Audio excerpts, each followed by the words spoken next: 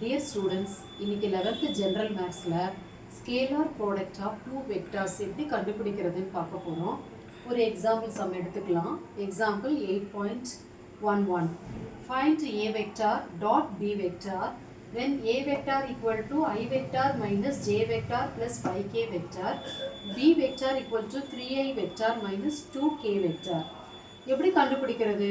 a vector dot b vector equal to a vector எழுதியிருக்கிறோம், dot B vector எழுதியிருக்கிறோம்.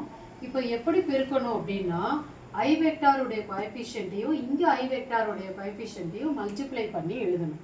இங்கே வந்து ஐ வெக்டாருடைய coefficient என்ன 1, இங்கே ஐ வெக்டாருடைய கோஎஃபிஷியன்ட் என்ன 3. So 1 into 3 3. ஹியர் வந்து ஜே வெக்டாருடைய கோஎஃபிஷியன்ட் -1, அங்கே வந்து 0. ஸோ ரெண்டையும் மல்டிப்ளை பண்ணால் 0. இங்கே கே வெக்டாருடைய கோஎஃபிஷியன்ட் 5, அங்கே வந்து -2, ரெண்டையும் மல்டிப்ளை பண்ணால் -10.